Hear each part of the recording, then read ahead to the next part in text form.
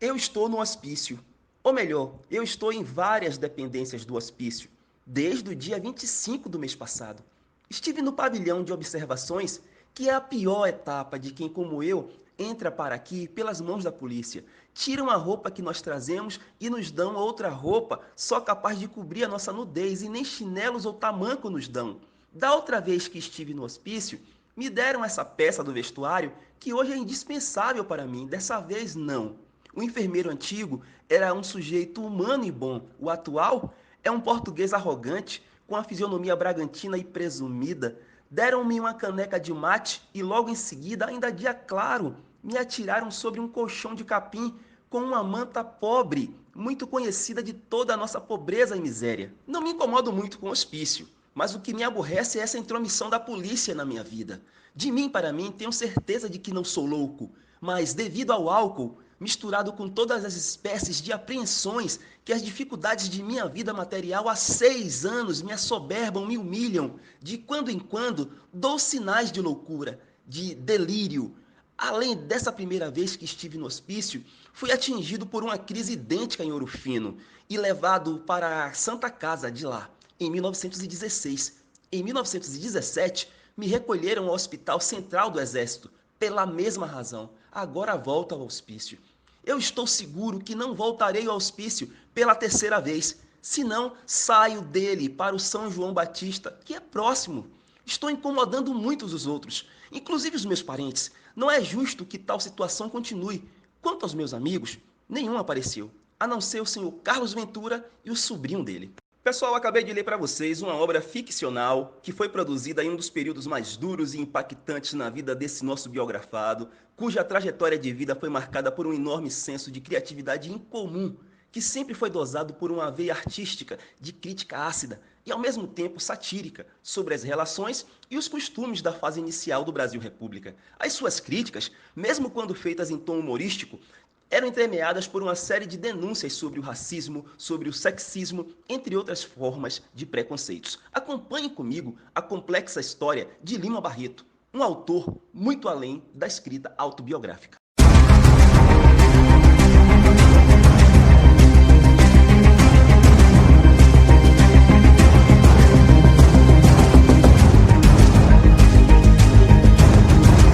Afonso Henriques de Lima Barreto, ou simplesmente Lima Barreto, nasceu no Rio de Janeiro, mais especificamente no bairro das Laranjeiras, na Rua do Ipiranga, número 18, em 13 de maio de 1881, 7 anos antes da oficialização da abolição da escravatura. O nosso biografado era filho de João Henriques de Lima Barreto e de Amália Augusta Barreto.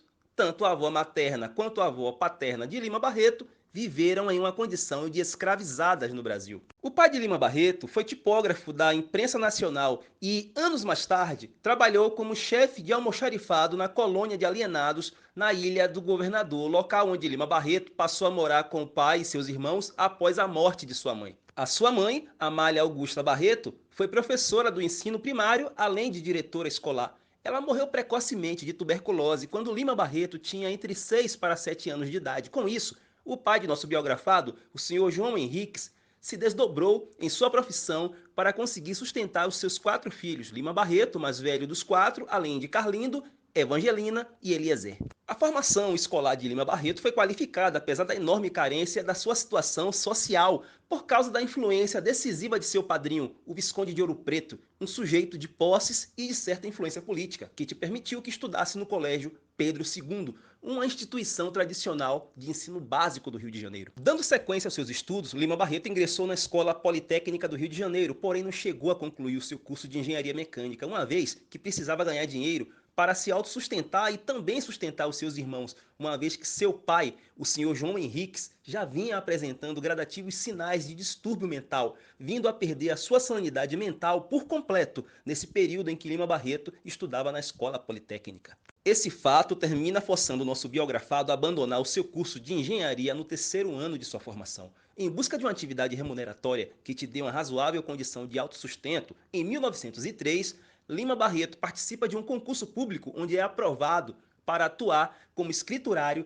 no Ministério da Guerra. Em 1905, ingressou no jornalismo com uma série de reportagens que escreveu para o jornal Correio da Manhã. Em 1907, fundou a revista Floreal, que teve vida curta, pois só lançou apenas 4 edições. Simultaneamente ao trabalho como funcionário público, Lima Barreto também começava a escrever os seus textos literários. E por falar em textos literários, podemos dizer que, sem dúvida nenhuma, Lima Barreto desenvolveu um variado leque de gêneros textuais, transitando entre o romance, o conto, a crônica, pela produção de artigos, relatos de memória, pela crítica literária, etc. Porém, se me fosse permitido classificar Lima Barreto pelo conjunto da sua obra, acho que seria ideal classificá-lo como o maior cronista do Brasil de sua época, justamente por causa de sua leitura de mundo extremamente crua, objetiva, sem excessivos floreios linguísticos, além de pontualmente ácida no que se diz respeito ao contexto brasileiro da primeira fase do Brasil República. Assim como o grande escritor Machado de Assis foi e é imbatível, em minha opinião,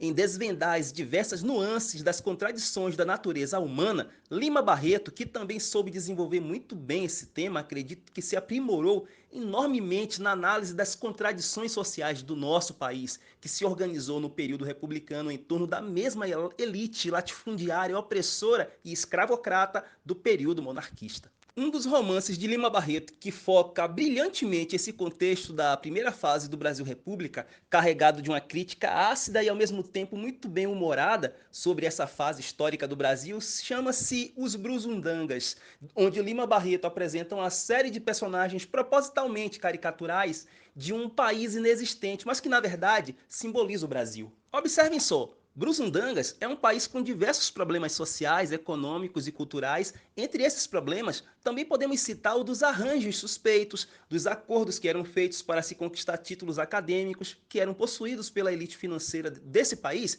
que na verdade não passava de falsos eruditos, de pseudos intelectuais. A política em Brusundangas era tragicômica, pois os políticos eram nomeados pelo voto, mas quem votava não tinha a mínima ideia do que estava fazendo em frente à urna eleitoral. Dentro daquela linha do voto de cabresto, da alienação política e por aí vai. Aliás, uma narrativa bem atualizada, diga-se de passagem. Uma das coisas que me chama muita atenção em relação ao conjunto da obra de Lima Barreto é que na época em que ele iniciou a sua produção literária, o estilo literário que estava, vamos dizer assim, na moda, no texto em prosa, era o realismo e o naturalismo, e na poesia, o estilo literário da moda era o parnasianismo. Vocês, logicamente, já notaram que os escritores do realismo, do naturalismo e do parnasianismo escreviam em uma modalidade textual extremamente formal, não é, gente? E é em relação ao trato com a linguagem e a escolha do processo da comunicação entre a formalidade e a informalidade na escrita, onde Lima Barreto solidifica uma de suas grandes marcas. Ele tinha domínio suficiente da norma padrão, da nossa língua, para desenvolver o seu texto dentro do modelo parnasiano, por exemplo. Mas como desde o início de sua produção literária, o nosso biografado resolveu adotar uma linha de analisar criticamente a sociedade em que vivia e sabia que se utilizasse um linguajar mais formal, mais rebuscado, não teria como a sua obra circular em ambientes mais populares, entre as pessoas com o menor domínio das regras formais da linguagem, adotou para o conjunto de sua obra um linguajar mais informal, mais descontraído, capaz de atingir um público menos seletivo, capaz de atingir a massa populacional. Pessoal, de cara, em sua estreia, em 1909, essa estratégia que eu acabei de citar, da linguagem menos rebuscada, da crítica ao preconceito racial e social, da crítica ao processo de corporativismo e apadrinhamento no processo seletivo das empresas, etc., não foi bem aceita pelos críticos literários. Assim como também não foi bem digerida pelos grupos empresariais que se sentiram ofendidos com a fina ironia de seu texto de estreia. O resultado disso é que Lima Barreto já estreou sendo avaliado de uma maneira morna, fria, com certo desdém por parte dos críticos literários e, ao mesmo tempo, se tornando alvo de um crescente número de insultos por parte dos agentes detentores do poder nos setores da área jornalística, que se sentiram ofendidos pelo teor das críticas de Lima Barreto em seu livro de estreia aos setores da área jornalística. Acompanhe comigo os detalhes sobre o lançamento do seu livro de estreia. Deixa eu fazer uma observação importante aqui. O romance intitulado como Recordações do Escrivão Isaías Caminha não foi exatamente o primeiro romance produzido por Lima Barreto, porém, por uma questão estratégica da parte dele, que tinha o interesse mesmo de estrear, já causando um rebuliço, colocando o dedo na ferida, de fazer uma análise mais dura, mais ácida, ainda que se valendo de um tom de deboche, de humor satírico sobre as diversas contradições e deformações da sociedade brasileira. Entre essas deformações, podemos citar a questão do preconceito racial, do clientelismo, do apadrinhamento em instituições públicas e privadas, etc., o nosso biografado Lima Barreto resolveu escolher Recordações do escrivão Isaías Caminha como seu ponto de partida, vamos dizer assim. Pois bem, dentro de sua proposta de análise sociológica sobre a sociedade brasileira pós-escravista e republicana, temos um romance que narra a história de Isaías Caminha, um jovem afrodescendente pobre do interior do estado de Espírito Santo que sonha em ser doutor para melhorar de vida. Esse jovem muda-se para a capital do Rio de Janeiro munido de uma carta de recomendação, mas encontra vários obstáculos relacionados à sua cor e à sua condição social. Não consegue iniciar os estudos para ser doutor, não consegue emprego e passa a viver nas ruas. Já não tem mais nenhuma esperança quando um homem que conheceu na chegada ao Rio de Janeiro o leva a trabalhar na redação de um grande jornal. A partir daí, a história traça um retrato destrutivo da imprensa, denunciando jogos de interesses, parcialidade, sensacionalismo, além da falta de preparo dos jornalistas. Dá para vocês perceberem por aí o enorme vespeiro que Lima Barreto, logo em sua estreia, corajosamente, diga-se de passagem, resolveu remexer? Dá para entender também o motivo de uma espécie de fúria disfarçada de desdém por parte dos críticos da época e por parte também dos representantes dos setores da área jornalística?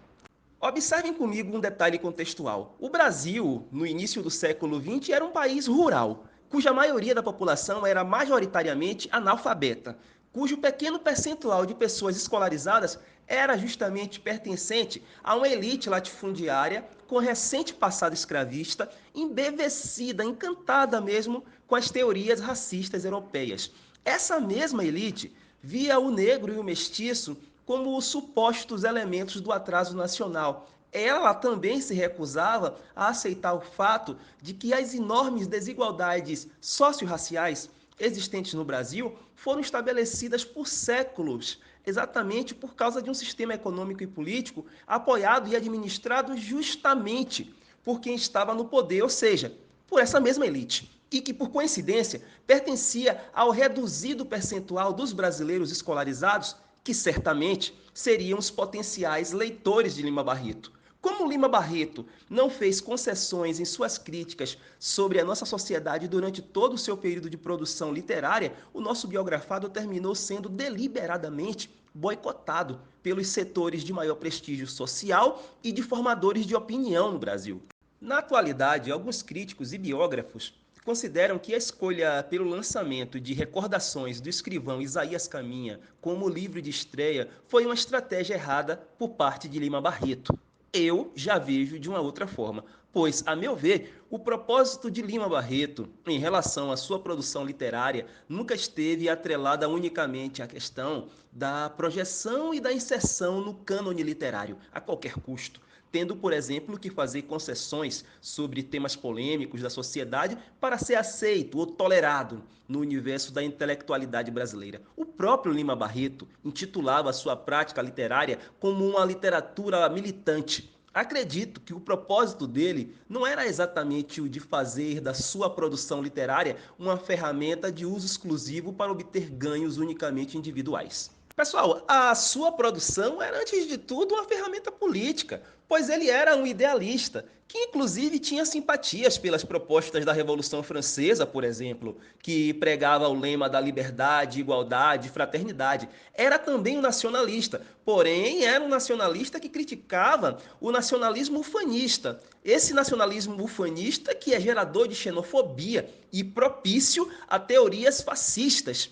Era um crítico da ideologia eurocêntrica, era um crítico do academicismo das universidades, um defensor da igualdade entre homens e mulheres, um militante da causa negra. Então, por isso tudo, eu acredito que ao escolher Recordações do escrivão Isaías Caminha como seu livro de estreia, ele já tinha nele uma noção sólida dos riscos que estava correndo de ser jogado para escanteio, porém também acredito que ele imaginava que, independente do momento em que esse livro fosse lançado, a reação do público alvo das críticas contidas em seu romance seria a mesma, e o boicote à sua pessoa e à sua obra literária aconteceriam da mesma forma, seja no início ou durante o percurso de sua carreira literária. Ai, gente, vocês lembram que eu disse que em 1905 Lima Barreto ingressou no jornalismo com uma série de reportagens que escreveu para o Correio da Manhã e que, Em 1907, Lima Barreto fundou a revista Floreal, que teve um tempo de vida muito curto, pois só foram lançadas apenas 4 edições. Pois é,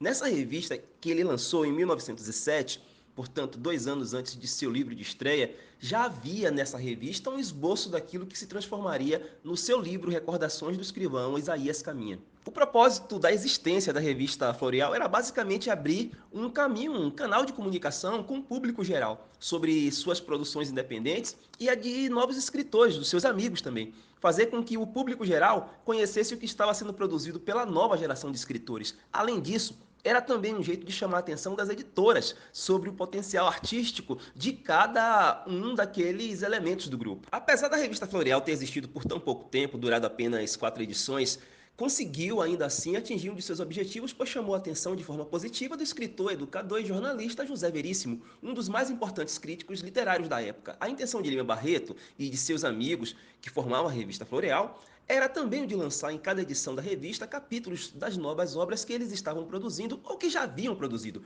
onde o público pudesse acompanhar o desfecho de cada obra a cada nova edição da revista. Mesmo com o fim precoce da revista Floreal, Lima Barreto, dentro de suas limitações financeiras, conseguiu publicar o seu livro no ano de 1909, como já havíamos falado. O livro foi posto à venda em dezembro desse mesmo ano e logo então se iniciam algumas raras críticas em meio ao enorme silêncio e desdém, como já havíamos comentado sobre o romance de estreia de Lima Barreto, que por sua vez se transforma em persona non grata, em uma pessoa não bem-vinda nos círculos dos principais jornais e revistas da capital carioca a partir de então. Observem que até o próprio crítico José Veríssimo, que havia tecido os elogios à revista Floreal, também se junta aos críticos do romance de Lima Barreto, estabelecendo um posicionamento que se tornou comum até os dias de hoje, pois, ainda hoje, não será difícil vocês encontrarem quem classifique o romance de estreia de Lima Barreto como sendo autobiográfico. Nesse sentido, o crítico José Veríssimo destaca que enxerga um suposto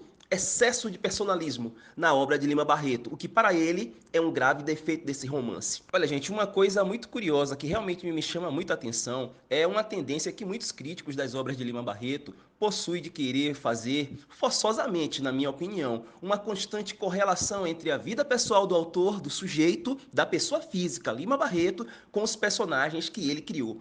Tentam sempre achar algo do personagem em Lima Barreto e vice-versa. Aliás, essa é uma obsessão tão grande que, além de fazerem essa correlação entre Lima Barreto e seus personagens, ainda complementam, também associando parentes de Lima Barreto a personagens criados por ele. É uma coisa incrível, porque tentam sempre explicar a obra pelo autor e não a obra pela obra. Vou exemplificar para vocês entenderem. Quando o crítico José Veríssimo reclama daquilo que ele chama de excesso de personalismo na obra de Lima Barreto, está na verdade comparando a vida pessoal de Lima Barreto com a vida do personagem Isaías Caminha. Essa comparação é feita por vários outros críticos até os dias atuais.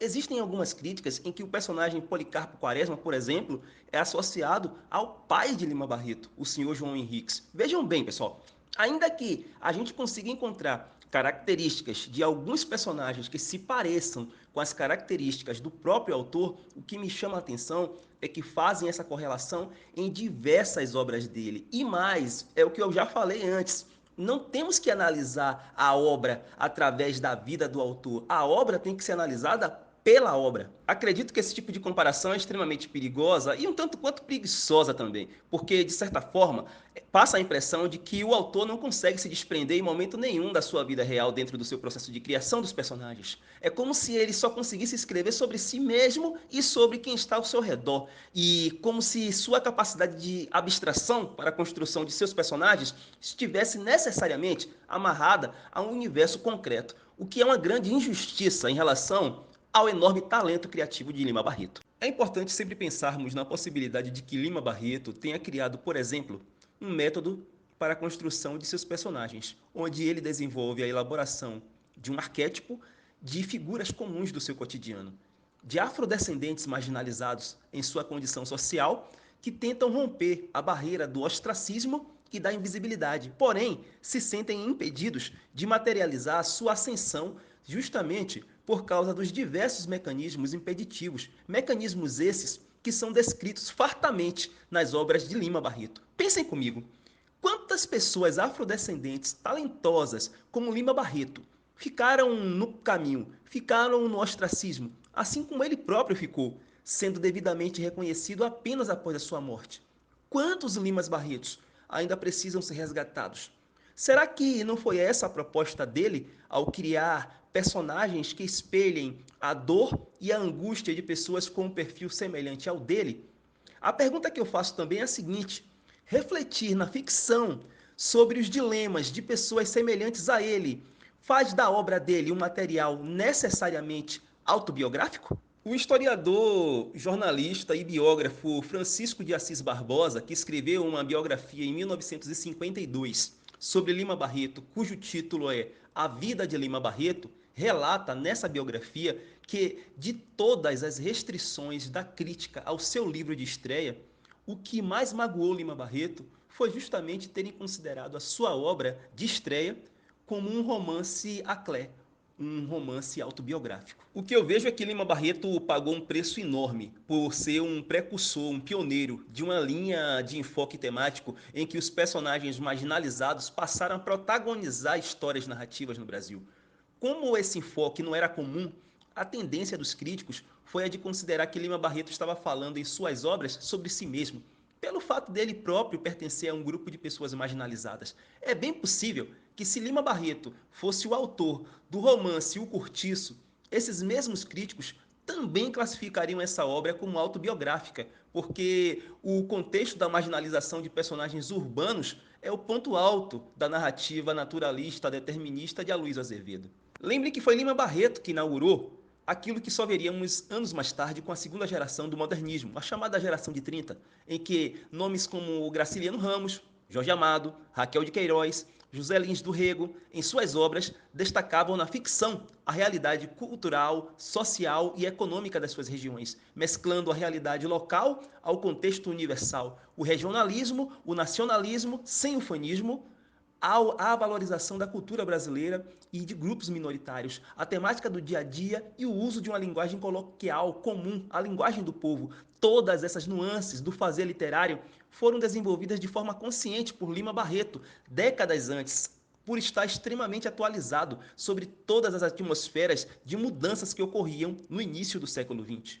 Releiam as crônicas, os contos, os romances de Lima Barreto e percebam como há uma riqueza de aprofundamento psicológico em relação aos personagens suburbanos marginalizados da cidade do Rio de Janeiro. Lembrando que o nosso biografado foi um morador suburbano carioca entre o ano de 1902 a 1922, ou seja, ele morou no subúrbio do Rio de Janeiro exatamente no período que corresponde a toda a sua trajetória literária e soube fazer um brilhante uso dessa rica experiência de viver em um espaço geográfico da cidade onde personagens literários com esse perfil étnico-social periférico eram praticamente inexistentes nas obras dos escritores brasileiros de gerações anteriores a de Lima Barreto, e até mesmo em relação aos escritores de sua época. Até já tivemos, antes de Lima Barreto, a retratação da vida de pessoas pobres, em um cortiço, em uma habitação coletiva do Rio de Janeiro, atuando como protagonistas de um romance. É o caso, por exemplo, do romance O Cortiço, do escritor Aloysio Azevedo, publicado em 1890. Porém, há um diferencial enorme do ponto de vista ideológico entre a produção de Aloysio Azevedo em comparação à produção de Lima Barreto, uma vez que, em O Cortiço, Aloysio Azevedo pauta a sua denúncia social pelo viés do método naturalista, que, através da literatura, tentava comprovar sem base científica nenhuma que a degradação social no Brasil se devia à mistura de raças. Na obra de Lima Barreto, a pauta de denúncia social caminha em outra direção, pois o nosso biografado defendia a tese de que o processo de escravidão, gerador de um abismo social descomunal, aliado à ausência de projetos de reparação e reinserção da camada pobre e afrodescendente no país na passagem da monarquia à república, intensificou tanto os padrões discriminatórios raciais quanto aprofundou a desigualdade de renda, de escolaridade e de acesso ao conhecimento formal entre os grupos étnicos brasileiros.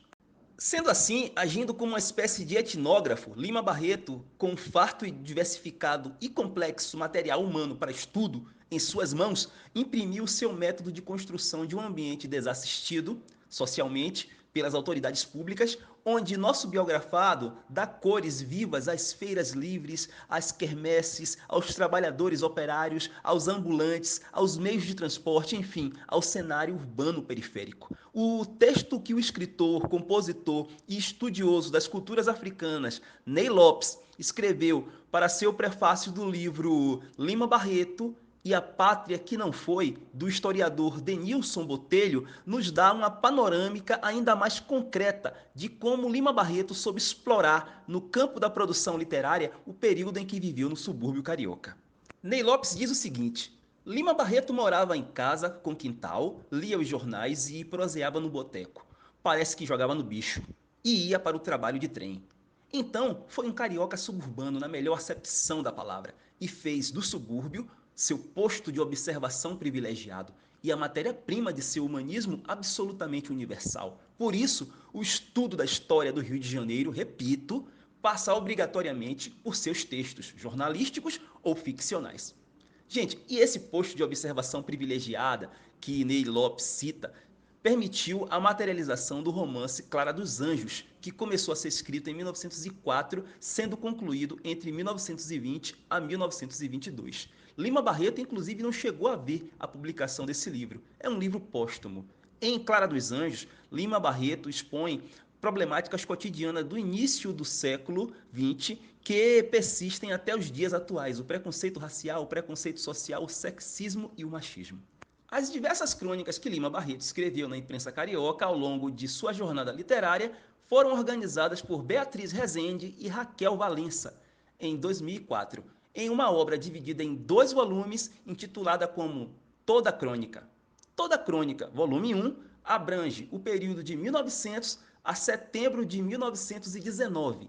Toda Crônica, volume 2, reúne os trabalhos produzidos nos últimos anos, incluindo 4 crônicas póstumas publicadas na revista Careta.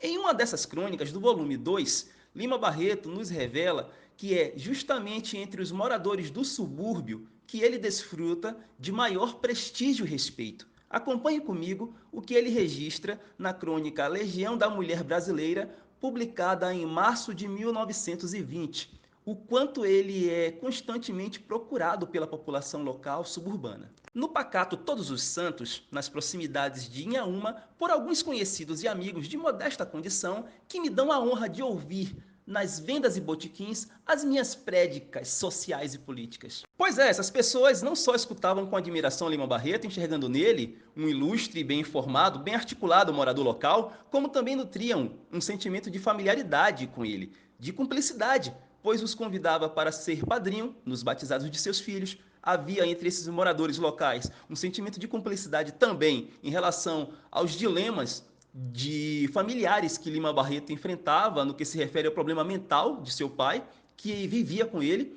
Eram inclusive as mesmas pessoas que ajudavam Lima Barreto a voltar para casa nas suas diversas noites de bebedeiras.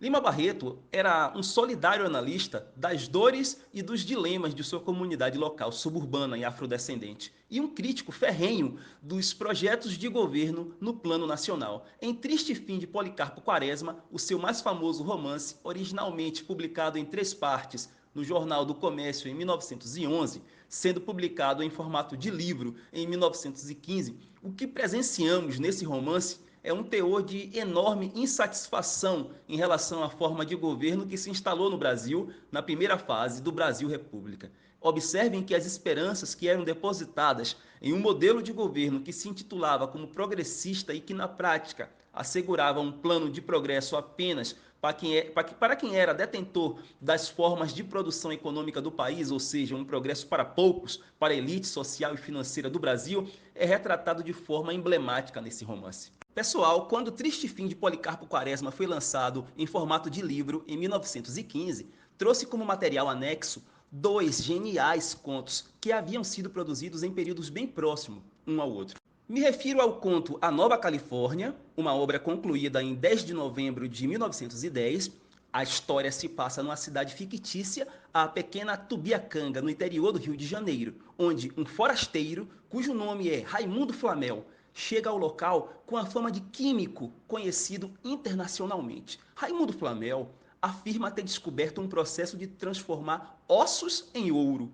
Depois que o forasteiro desaparece, misteriosamente, a população começa a saquear o cemitério local, esperando enriquecer com a sua suposta fórmula de transformação. O título A Nova Califórnia traz uma ironia de Lima Barreto sobre os antigos relatos em relação à corrida do ouro nos Estados Unidos do final do século XIX. Outro ótimo conto publicado originalmente em 28 de abril de 1911, no jornal Gazeta da Tarde, porém, como já falei, terminou voltando a ser publicado em 1915, como material anexo do romance Triste Fim de Policarpo Quaresma, é o conto O Homem que Sabia Javanês. Nessa história, Castelo, o protagonista, conta ao seu amigo Castro como driblou a sua crise financeira em meio ao desemprego, fingindo saber o idioma javanês, com a intenção de conseguir o emprego que foi oferecido pelo barão de Jacuecanga. Castelo se torna muito famoso após conseguir esse emprego de professor de javanês, chegando a ser visto como um homem sábio, respeitável, mesmo sem ter o mínimo conhecimento sobre esse idioma que ele se diz especialista. Tanto esses ótimos contos que acabei de descrever para vocês, quanto o romance Triste Fim de Policarpo Quaresma, trouxeram uma repercussão positiva por parte de alguns críticos literários sobre o processo de criação narrativa de Lima Barreto. Porém, mesmo assim, o nome dele jamais foi incluído como um componente da Academia Brasileira de Letras. O detalhe é que Lima Barreto tentou por 3 vezes, sem sucesso, ingressar na academia. Agora, pessoal, vamos entrar na parte final da biografia de Lima Barreto e que, sem dúvida alguma, representa o período mais complexo, embaraçoso e visceral da vida pessoal e da produção artística de nosso biografado, pois revela a intimidade e a profundidade da angústia pessoal do sujeito Afonso Henriques de Lima Barreto. Vou tentar relatar para vocês a complexidade dessa fase da vida dele através de 2 de suas publicações, que ainda são pouco conhecidas pelo público geral, assim como também pouco explorada no universo acadêmico. Me refiro ao Diário do Hospício e ao Cemitério dos Vivos. Mas antes, deixe eu situar melhor para vocês, rapidamente, os momentos iniciais em que o nosso biografado começa a apresentar sinais de que seu estado emocional começava a oscilar de maneira mais evidente. Lembram que eu falei que Triste Fim de Policarpo Quaresma foi lançado inicialmente em 1911 no Jornal do Comércio? Então, um ano depois dessa publicação, portanto em 1912, Lima Barreto continuava muito ativo, colaborando com a imprensa carioca através das suas crônicas e, em paralelo, por exemplo, reorganizando a estrutura narrativa do romance Clara dos Anjos, que cronologicamente, se formos pensar bem, poderia ter sido seu primeiro romance a ser lançado ao público, uma vez que Lima Barreto começou a escrevê-lo em 1904. A questão que quero levantar aqui é que, apesar de estar em processo contínuo de produção, finalizando diversos romances que já estavam quase prontos, como é o caso, por exemplo, do romance Vida e Morte de M.J. Gonzaga de Sá, que apesar de ter sido lançado em 1919, é bem provável que o seu processo construtivo tenha sido iniciado em 1906, de acordo com informações do seu diário íntimo. Apesar de todo esse processo construtivo intenso, em 1912, Lima Barreto começou a apresentar alguns episódios de alucinação e de depressão ao mesmo tempo em que abusava do álcool. Em 1914, o nosso biografado foi internado pela primeira vez no Hospital Nacional dos Alienados, sendo levado pelo próprio irmão, Carlindo Lima Barreto, depois de uma crise neurastênica. Após inúmeros afastamentos de seu trabalho como servidor público na Secretaria da Guerra, compulsoriamente, Lima Barreto é aposentado em 1919, justamente no ano em que o nosso biografado é internado pela 2ª vez no Hospital Nacional dos Alienados. Gente, eu gostaria de esclarecer uma questão importante em relação às internações de Lima Barreto no Hospital Nacional dos Alienados. É importante que a gente se situe em relação ao fato de que hospitais psiquiátricos, na época chamados de hospícios, eram utilizados para tratar, ou melhor, para agrupar, pois aquilo que era chamado de tratamento merece ser olhado com muita ressalva por todos nós hoje em dia. Enfim, esses hospitais psiquiátricos agrupavam os mais diversos casos clínicos, nem todos sendo o que conhecemos hoje por doenças psiquiátricas. No caso de Lima Barreto, para vocês terem uma ideia, as 2 internações em que Lima Barreto foi submetido tinham como fundamento as alucinações causadas pelo consumo exagerado de álcool. O que acontece é que o nosso biografado foi autuado 2 vezes pela polícia e enviado para o Hospital Nacional dos Alienados, no Rio de Janeiro. Hoje, de acordo com as informações que possuímos sobre a sua história de vida, é possível perceber que há uma possibilidade considerável do problema de Lima Barreto ser enquadrado como um caso de transtorno psicológico ligado diretamente ao processo de depressão e da dependência alcoólica. As experiências angustiantes que Lima Barreto teve no Hospital Nacional dos Alienados, tanto na primeira internação, em agosto de 1914, quanto na segunda, entre 25 de dezembro de 1919 e 2 de fevereiro de 1920, deram origem à construção do Diário do Hospício, que basicamente era um conjunto de anotações do seu cotidiano no hospital psiquiátrico, que serviram de base estrutural para o desenvolvimento de seu romance, cujo título emblemático e poético é Cemitério dos Vivos. Nesse romance inacabado, Lima Barreto narra a história de Vicente Mascarenhas, que se mostra angustiado em estar preso no hospício, um lugar em que não há nada para fazer e ninguém lúcido o suficiente para manter uma conversa. Para ele, os momentos mais animados dos dias que passou internado eram as horas das refeições e o momento em que conseguia ler na biblioteca. Lembram que no início desse vídeo eu li um trecho de um romance para vocês? Pois é, era um trecho do romance Cemitério dos Vivos. Esse romance, Cemitério dos Vivos, teve apenas os 5 primeiros capítulos publicados em vida por Lima Barreto, na revista Souza Cruz, em 1921.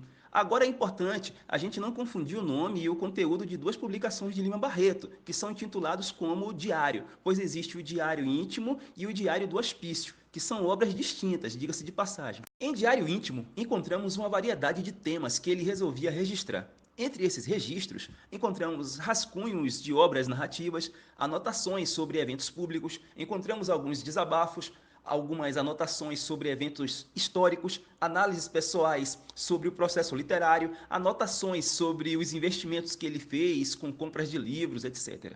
Quando eu comento que há uma grande diferença entre os diários, é porque em Diário do Hospício, que foi escrito durante a segunda internação de Lima Barreto, no Hospital Nacional dos Alienados, o que vemos nele também é um conjunto de anotações, sendo que são anotações específicas, concentradas em seu cotidiano de internamento de suas 2 passagens pelo hospital psiquiátrico. São registros sobre o funcionamento do hospital psiquiátrico, sobre os médicos, enfermeiros e pacientes, também são reflexões sobre a sua própria situação de internado, além de reflexões sobre a loucura, a ciência, o poder, tudo isso envolvido em certos momentos às ponderações sobre a arte literária. Segundo o jornalista e escritor Carlos Heitor Coni, aos 41 anos, consumido pelo Paraty, por uma cachaça produzida na cidade do Paraty, do Rio de Janeiro, e pela miséria, com o pai louco no quarto ao lado, Lima Barreto morreu abraçado a uma revista e teve um enterro humilde, acompanhado por bêbados como ele, segundo o Heitor Coni, vagabundos de subúrbio, cheirando a cachaça, os pés descalços. Quis ser enterrado em Botafogo, que ele detestava e criticava. Pouco mais de 10 pessoas assistiram ao seu sepultamento, entre eles Félix Pacheco, Olegário e José Mariano, sendo que este pagou as despesas, nenhuma repercussão nos jornais. Chovia em Todos os Santos, o velório na sala era interrompido pelo barulho da chuva e de quando em quando pelos gritos do pai, que no quarto ao lado, louco e moribundo, morreria horas depois, em volta do caixão de terceira. Os irmãos e a gente modesta do subúrbio que Lima conhecia dos botiquins e das ruas enlameadas e tristes. Depois do falecimento de Lima Barreto, em 1º de novembro de 1922, a sua biblioteca pessoal e os seus manuscritos ficaram aos cuidados de sua irmã. Os textos originais de Diário Íntimo, Diário do Hospício e o Cemitério dos Vivos foram comprados pela Biblioteca Nacional em 1949 e podem ser encontrados hoje na divisão de manuscritos. Em 1952, o jornalista, historiador e biógrafo Francisco de Assis Barbosa, ao lançar a mais importante biografia, a mais completa biografia de Lima Barreto, cujo título é A Vida de Lima Barreto, termina resgatando a importância da produção literária de nosso biografado, que havia caído em esquecimento nesse nosso país que até hoje não cultiva a preservação da nossa memória cultural, histórica e social. Foi Francisco de Assis Barbosa quem organizou, ao lado de uma equipe de pesquisadores, após adquirir a confiança dos familiares de Lima Barreto, as correspondências, os artigos, os romances e um conjunto de escritos, papéis avulsos, anotações pessoais e literárias que já estavam tanto quanto desorganizados pelo efeito do tempo.